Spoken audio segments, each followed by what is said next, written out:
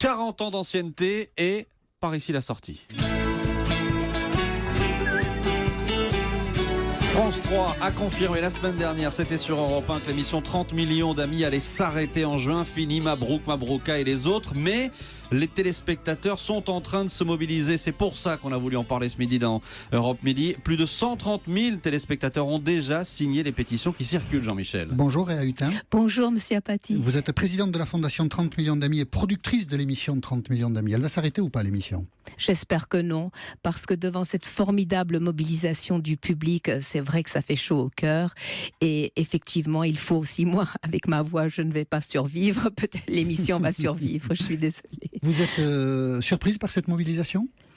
Par la mobilisation, je savais qu'ils nous aimaient bien, mais je ne savais pas qu'ils nous aimaient tant. Donc c'est vrai que c'est formidable de voir cela, parce que vous savez, au-delà d'une émission 30 millions d'amis, c'est un combat.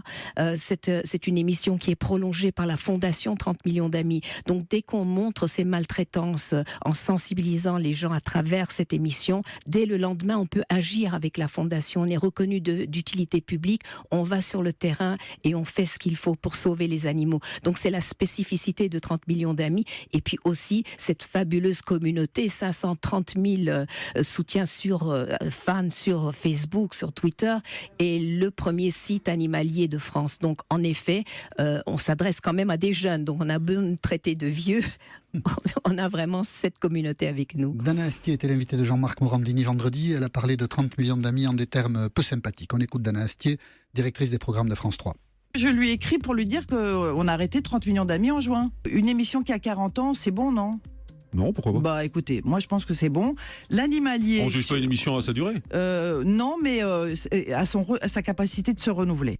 Vous vous renouvelez pas, Réa Hutin ? Ça fait 40 ans que je suis à la télévision. Vous pensez bien que je me renouvelle constamment. Comment voulez-vous exister 40 ans dans un milieu qui est quand même pas tendre avec vous ? Il y a quand même l'audimat, il y a le public qui doit être au rendez-vous. Donc vous pensez bien. Et j'étais pleine de propositions. Ça fait plusieurs mois que je propose même de revoir l'émission complètement avec un présentateur. On a même pas pensé à la petite Miss France, qui est cette image de la jeunesse engagée dans la protection animale. Wendy Bouchard, que vous connaissez bien ici, Laetitia Barlerin. Donc tout cela a été balayé d'un revers de la main, et c'est ça qui est triste et injuste. Audimat en baisse. Oui, mais Dana vous Astier. savez, ce qui se passe, c'est qu'on nous a mis le mercredi matin à 10h, alors qu'on était à la même heure que vous, on était à 13h, on faisait 900 000 avec des pointes à 1 100 000, 1 200 000. C'est évident que si, Monsieur Apathy, on vous mettait à 3h du matin, vous n'auriez pas du tout. Si, je vous assure.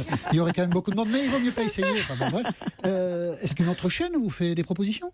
Écoutez, jusqu'à présent, j'ai attendu ces 40 ans, ça suffit, non, fatidique, pour pouvoir me manifester, parce que je suis loyale, j'ai un contrat jusqu'en juin et je n'ai pas voulu aller démarcher les autres chaînes jusqu'à aujourd'hui. Maintenant, effectivement, nous sommes là, qui nous aime nous appelle.